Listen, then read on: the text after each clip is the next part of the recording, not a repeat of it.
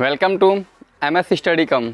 बच्चों, जो आज का टॉपिक है आपके लिए वह क्लास 11th का जो आपका प्रोज का फर्स्ट चैप्टर है, उस चैप्टर का नाम आपका यह है the portrait of a lady. वह इस चैप्टर को मैं लेकर के आज आपके सामने आया हूँ। इसका सारांश जानेंगे हम लोग, इसके बारे में डिटेल समरी समझेंगे, इसका हिंदी विश्लेषण मैं आपको करने वाला हूँ लाइन बाय लाइन।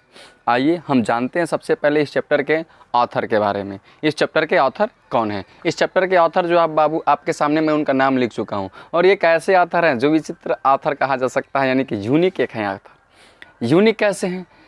यूनिक इसलिए हैं कि इनका जन्म तो किसी और देश में हुआ, लेकिन इनका जो अंतिम सांस जो हुआ वह किसी अदर देश में हुआ।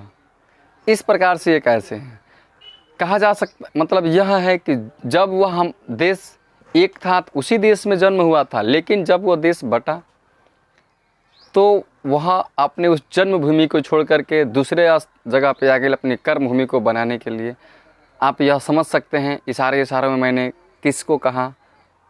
मैं इशारे में भारत का नाम लिया, क्योंकि भारत और पाकिस्तान पहले एक हुआ करता था, लेकिन जब वो बटा तो दो बन गए। दो भाई जब अलग अलग होते हैं तो वो बिछड़ जाते हैं, तो अलग अलग हो जाते हैं। बाकी सब कुछ तो एक ही होता है, जन्मभूमि सब कुछ तो एक ही होता है, लेकिन कर्म दोनों का अलग अलग हो जाता है। तो उसी तरह से एक वह है हमारे इस चैप्टर के लेखक खुशवंत सिंह। तो आइए जानते हैं खुशवंत सिंह के बारे में। इस चैप्टर के ऑथर कौन है? खुशवंत सिंह। और खुशवंत सिंह का जन्म जो हुआ था 2 फरवरी 1915 कहाँ पे हुआ था? हडाली नामक जगह पे पाकिस्तान में हुआ था। किस जगह पे हुआ था? हडालिक नामक जगह पे पाकिस्तान में हुआ था। यह नेशनलिटी इनकी क्या थी? तो इनकी नेशनलिटी थी इंडियन।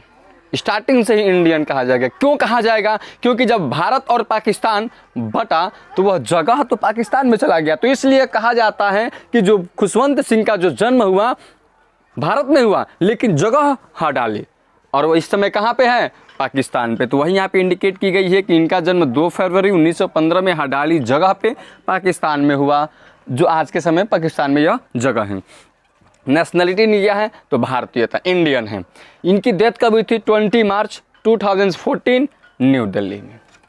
इनका जान गए आप लोग, लेकिन इनके बारे में हम यह भी जान लेते हैं कि यह एक ऐसे लेखक हैं जो यहाँ पर आप बता रहा हूँ आपको कि यह एक अपनी आत्मकथा को प्रेरित किए हैं, और इस चैप्टर के माध्यम से आपको यह चीज़ बता देना चाहते हैं यह कि जिस कभी आप तुलना तक नहीं किए होंगे। इस चैप्टर के माध्यम से बहुत कुछ बताए हैं। इस चैप्टर के माध्यम से आपको यह एक मैसेज भी दिए हैं, और वो मैसेज तो ऐसा दिए हैं जिसे हमें अपने लाइफ में फॉलो करना चाहिए। और जिस दिन हम अपनी लाइफ में इसका फॉलो करने लगे, उस दिन सोच लो हमसे कोई बिछड़ेगा नहीं, कोई हमसे जुदा नहीं होगा।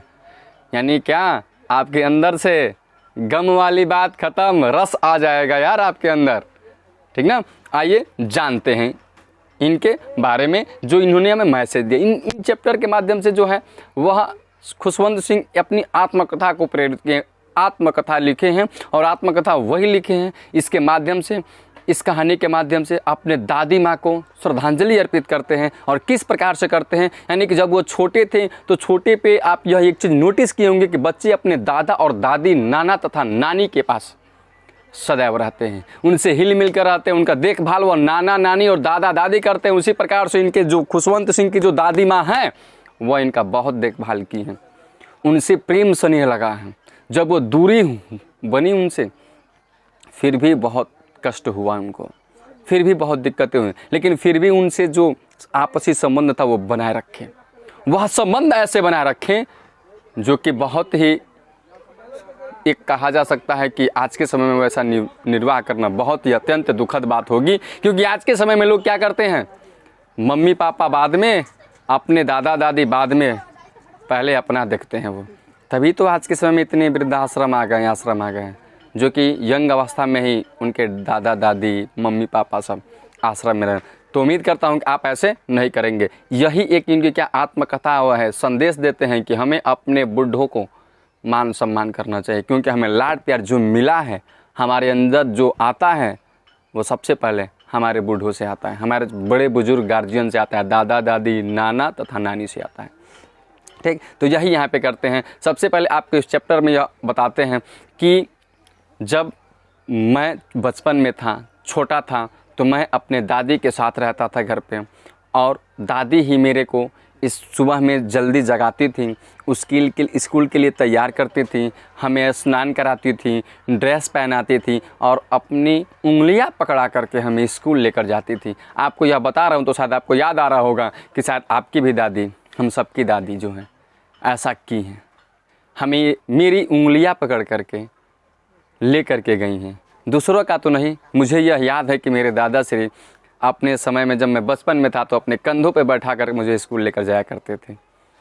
तो इस तरह से आपके दादा दादी जी भी मतलब आपको स्कूल उंगलियां पकड़ा करके ले गए। ठीक इसी प्रकार से खुशवंत सिंह की जो दादी माँ थी, उनसे इतना लगाव था कि वह अपने उस छोटे से लल्ला को, अपने लड़के के लड़का अर्थात पोते को स्कूल लेकर के जाते थे। और स्कूल लेकर के जाती थी तो बताती हैं, लेकिन उसके पहले एक चीज़ बता दूं आपको कि लेखक यहाँ पे जो है खुशवंत सिंह बता रहे हैं कि जब लोग कहते हैं कि मेरी दादी भी कभी अपने समय में यंग हुआ करते थे, सुंदर हुआ करते थे, बहुत अत्यधिक सुंदर थी। कब? जब मेरे दादाजी क्या थे? अच्छे यंग थे। अर्थात कहने का तात्पर्य यह है कि जब मेरी दादी माँ शादीशुदा थी तो बहुत अच्छी थी, क्योंकि यह इस समय कोई नहीं कह सकता है कि उनकी भी कभी ऐसे हालत हुई होगी इस समय, क्योंकि कहते हैं यह कि आंगन था, बालकनी, उस बालकनी में एक बड़ा सा फ़ोटो लगा हुआ था, जिनके सर पर क्या था? टर्बन बंधा हुआ था, बड़ा सा एक तो पगड़ी बंधा हुआ था, जिनके उस फोटो पर, उस चित्र पर माला के हार चढ़े हुए थे। अर्थात क्या?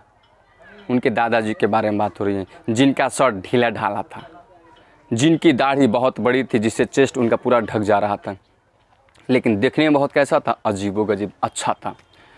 वह लोग कहते हैं कि आपकी दादी माँ बहुत अच्छी थी।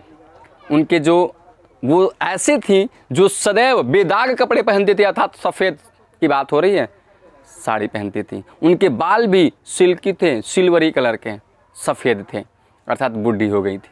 तो इस प्रकार से उनका क्या था? ऐसा एक बनावट थी। लेकिन उनकी एक बात है कि छोटी सी थी, थोड़ी फैट थी, लेकिन बहुत अच्छी थी। अच्छी क्यों थी? कि अपने पोते को बहुत ध्यान में रखती थी, सारा कार्य करती थी। क्यों? क्योंकि उसके माता पिता उसे छोड़ करके शहर बस गए थे, शहर चले गए थे, और जब से शहर गए थे तब से उनकी दादी माँ अपने उस पोते का देखभाल करती थी। इसी प्रकार से इसी कड़ी में आगे खुशवंत सिंह बताते हैं, अपनी आत्मकथा में लिखते हैं कि जब मेरे गार्जियन चले गए तो मेरे दादी माँ जब देख रेख मेरी करने लगी, तो उस समय वो कहते थे कि सुबह जल्दी जग करके मुझे तैयार करती थी, स्वयं तैयार होती थी, कुछ रोटियां बनाती थी, चपाती बनाती थी, और चपाती नाश्ते के रूप में ले लेती थी, लंच के रूप में लेती थी, और ले करके वह जाती थी। लेकिन उसके साथ साथ कपड़े में लिपट करके एक दो चपाती और ले लेती थी।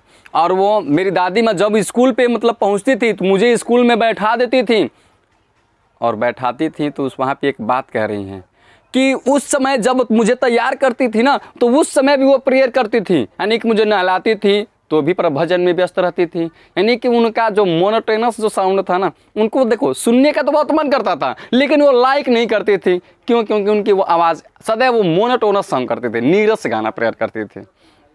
इसी वजह से वो कभी अच्छा नहीं लगता था उनको। लेकिन जब स्कूल में लेकर जाती थी, स्कूल में बैठाती थी, स्कूल में भी जो बरामदा होता था ना, उसमें कतार में बच्चे एक लाइन में खड़े होते थे, प्रेयर करते थे, विनती करते थे, और दादी माँ जो होती थी बगल के पास के मंदिर में बैठ कर के धार्मिक ग्रंथों का पाठ करती, धार्मिक पुस्तकें पढ़ती थी, और धार्मिक पुस्तकें पढ़ती थी। स्कूल में भी वही पाठ पढ़ाया जाता था, धार्मिक पुस्तक ही पढ़ाया जाता था, उसके साथ साथ बच्चों को अच्छा ज्ञान दिया जाता था। फिर इसके आज के समय में ऐसा है, धार्मिक पुस्तकें पढ़ाई जाती हैं, शायद ही कहीं ऐसे स्कूल हैं जहाँ पे धार्मिक पुस्तकें पढ़ाई जाती हैं, शायद ही ऐसा कहीं स्कूल है जो बरामदे में खड़े होकर के बच्चों का प्रार्थना कराया जाता होगा, लेकिन उस समय ऐसा था। उसके बाद वो खुशवंत सिंह आगे कड़ी में कहते हैं कि वहाँ पर जैसे स्कूल ख़त्म होता था, दादी माँ भी अपनी उस धार्मिक पुस्तकों को भी पढ़ लेती थी, वापस आती थी तो गांव के जो कुत्ते थे गली में मिलते थे, उनके लिए वो रोटियाँ क्या करती थी, चपाती जो रखी होती थी उनको देती थी। कितना अच्छा माहौल होता होगा उस समय, क्या दृश्य होता होगा। आज के समय में ऐसा कोई करता है क्या? आज के समय में किसी जानवर को, किसी कुत्ते को लोग मार कर खदेड़ देते हैं, लेकिन वो चपातियाँ दिया करती थी। लेकिन उसके बाद क्या हुआ, फिर वही बात, एक समय ऐसा आ गया जब उनके माता पिता उस वहाँ पे शहर में सेटल हो जाते हैं, तो अब खुशवंत सिंह को आगे की पढ़ाई के लिए वो अपने पास लेकर चले जाते हैं। और जब पास लेकर चले जाते हैं तो वहाँ पे एक मोड़ आता है, और मोड़ यह आता है कि उनके संबंध में अब दूरियाँ थोड़ी बनती हैं, क्योंकि एक दूसरे से लोग क्या होते हैं, अलग होते हैं। अब जब वहाँ पे जाते हैं, शहर में चले जाते हैं खुशवंत सिंह, तो एक इंग्लिश मीडियम स्कूल में उनका एडमिशन होता है, जहाँ पर सारे बच्चे इंग्लिश पढ़ते हैं। किसी धार्मिक पुस्तक के नाम की आवश्यकता ही नहीं थी, कोई जानता भी नहीं था कि ये क्या होता है। और दादी माँ अकेले परेशान हुआ करती थी, लेकिन फिर भी वो निराश नहीं हुई। वो दादी माँ सदैव अपने उस रोजरी को, माला को लेकर के, बीड्स को, उसके मोतियों, उस माला के गुड़ियों को ऐसे करती रहती थी और अपना वो भजन करती रहती थी। फिर उसके पश्चात क्या होता है बच्चों, उसके पश्चात यह होता है कि जब उसकी पढ़ाई कर लेते हैं तो अब उनको क्या होता है, विदेशी की पढ़ाई करनी होती है। अब वो विदेश चले जाते हैं उसके आगे, लेकिन 5 साल बताते हैं कि मेरे को 5 साल लग गया वहाँ से वापस आने में। लेकिन जैसे ही 5 साल वापस आते हैं, अब जाना होता है 5 साल तक के लिए, तो बताते हैं कि दादी माँ मेरे को स्टेशन तक मुझे छोड़ने के लिए आई। और स्टेशन तक जैसे ही छोड़ने के लिए आती हैं तो वो कुछ नहीं करते हैं, वह केवल उनकी दादी माँ ना उनको गले लगाती हैं, और गले जैसे लगाती हैं तो वहाँ पे जो खुशवंत सिंह हैं, लेखक हैं, वह यह महसूस कर लेते हैं कि हाँ, यह अभी भी, जो इस समय भी वो मेरे को क्या कर रही हैं, आशीर्वाद नहीं, बल्कि वो अपने उस माला को फेर रही हैं, वह प्रार्थना मतलब गा रही हैं और कुछ नहीं। यानी कि खुशवंत सिंह ने इतना क्या किया, महसूस कर लिया, और कुछ नहीं करते। उनके ललाट पर एक बहुत प्यार भरा चुम्बन करती हैं, लेकिन वहाँ पे खुशवंत सिंह एक छाप छोड़ जाते हैं। छाप यह छोड़ते हैं कि उनके आंखों में आंसू आ जाता है। क्यों आता है? क्योंकि वो दादी का प्यार था, और दादी का प्यार था वहाँ पे, अब अलग हो रहे थे। लेकिन जब वहाँ से 5 सालों के पश्चात जब वापस आते हैं तो सबसे पहले वो दादी माँ को देखते हैं, दादी माँ से मिलते हैं। मिलने के पश्चात वो यह कहते हैं कि मैंने 5 साल के बाद आया, मैंने अपने दादी से मिला और मैं यह देखा कि एक दिन भी मेरे को यह लग रहा है कि एक दिन भी मेरी दादी माँ बूढ़ी नहीं हुई है। अर्थात 5 साल पहले भी ऐसी थी और आज के समय में वैसे ही हैं। तो इस समय वो ऐसा मतलब उनसे करते हैं, और दादी माँ उस दिन का जो समय था ना, बहुत ही अत्यधिक हैप्पीएस्ट समय था उनके लिए, टाइम था, बहुत अत्यधिक प्रसन्न थी। क्यों ना प्रसन्न हो भाई, उनका जो पोता आया है उनके पास। ये बात होती है किसी भी दादा से, दादी से, नाना से, नानी से पूछना, जब उनका पोता उनके पास आता है तो बहुत खुशी होती है। वैसे ही वो दादी माँ उनकी खुश होती है, किसकी? खुशवंत सिंह की। और जब इतनी खुश होती हैं, खुश होने के पश्चात, लेकिन एक उसके अगले दिन एक काम करती हैं, अपने आसपास की जितनी महिलाएं होती हैं इकट्ठा करती हैं। इकट्ठा करने के पश्चात उन सभी को क्या करती हैं, स्टार्टिंग कर देती हैं। क्या करना? भजन गाना। बिजी हो जाती हैं भजन गाने में, लेकिन उस दिन विनती प्रार्थना नहीं करती हैं। कहीं से अपना वो पुराना फटी हुई ढोलक लाती हैं, खूब बजाती हैं, खूब मस्ती में होती हैं, खूब भजन करती हैं। जैसे आज के समय में शिव चर्चा चल रहा है, ठीक उसी प्रकार से भजन करती हैं। और इस सब करने के पश्चात वो रात को थक जाती हैं, और इतनी थक जाती हैं कि वो सोती हैं, लेकिन सुबह में जग नहीं पाती हैं। इतनी अब दिक्कत होती है, लेकिन उस दिन यह गलत कर देती हैं कि उस दिन प्रार्थना ईश्वर की नहीं कर पाती हैं, माला की जाप नहीं कर पाती हैं, और अगले दिन क्या होती है, उनकी डेथ कर जाती है, मृत्यु हो जाती है। फिर उसके पश्चात लोग उनको क्या करते हैं, रीति व रिवाजों के अनुसार बाहर निकालते हैं। उनका जो भी होता है क्रीमेटेड, दाह संस्कार करते हैं। लेकिन दाह संस्कार जैसे ही होता है, जैसे ही लोग कंधे पर उनके डेड बॉडी को लेकर के जाते हैं, ठीक खुशवंत सिंह बताते हैं कि उनके जाने के पश्चात वो सारी की सारी चिड़िया आती हैं और आकर क्या करती हैं, बैठ जाती हैं आंगन में। क्यों बैठ जाती हैं? क्योंकि दादी माँ का ये प्रतिदिन का ये नियम हो चुका था। अब तो स्कूल बूढ़ी हो गई, स्कूल जा नहीं सकती हैं, अब तो कोई साथ में है भी नहीं, इसलिए उनका यह नियम हो गया था कि पूरे दिन क्या करती हैं, चरखा चलाती थी। चरखे से मतलब उसी टाइम हटती थी जब किसी से बात करना होता था, माला का जाप करना होता था। लेकिन उसके पश्चात जैसे ही पूरे दिन में आधे घंटे, दोपहर में आधे घंटे क्या करती थी, वो सारी चिड़िया जब उनके पास आ जाती थी तो रोटी तोड़ लेती थी छोटे छोटे टुकड़ों में, और उनको बांट ऐसे खिलाती रहती थी चारा के रूप में। और सैकड़ों चिड़िया आती थी और बैठ जाती थी। कुछ चिड़िया तो उनके पैरों बैठती थी, कुछ कंधे पर, कुछ सर पे। ये था उनका लगाव, दादी माँ का प्यार। खुशवंत सिंह बताते हैं। लेकिन वो सारी चिड़िया आई, सारे जानवर आए, और आने के पश्चात वो जब दाह संस्कार हो मतलब उनका गया, रूम की सफाई हुई, उस खुशवंत सिंह की माता जी क्या करती हैं, उन चिड़ियों के लिए चारा लाती हैं, रोटी लाती हैं, डालती हैं, लेकिन खाती नहीं हैं। क्यों? क्योंकि उनको भी उस दिन दर्द था। क्यों दर्द था? कि उनको जो मानने वाला, चाहने वाला, जो संबंध प्यार करने वाला था, आज वो इस दुनिया में नहीं है। तो प्यार एक ऐसा चीज़ है, संबंध एक ऐसा चीज़ है जो अच्छे से बन जाए कभी आपको जुदा नहीं होने देगा, और जुदा हो जाएगा जिस दिन आपको उसकी कमी खल जाएगी, उस दिन कमी एहसास हो जाएगा आपको।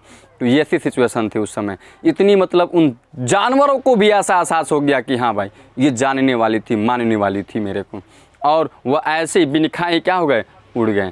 यह क्या करते हैं, यही कहानी मैसेज हम लोग को खुशवंत सिंह की इस कहानी के माध्यम से देते हैं कि हमें अपने बड़े बुजुर्गों का सदैव प्यार सम्मान करना चाहिए, क्योंकि हमें जो नॉलेज छोटी छोटी मिलता है, जो अपने जीवन में करते हैं, वो गलतियों का सुधार हमें गार्जियन पहले ही बता देते हैं, जो कि कौन होते हैं, हमारे दादा दादी, नाना और नानी। तो इस चैप्टर के माध्यम से यह संदेश देते हैं कि हमें जितने हमारे बड़े बुजुर्ग हैं, दादा हैं, दादी हैं, नाना हैं, नानी हैं, उनके साथ रहिए, उनके पास रहिए, उनकी बातों को समझिए, उनके प्रेम को समझिए, उनसे लाड प्यार पाइए और कुछ नहीं।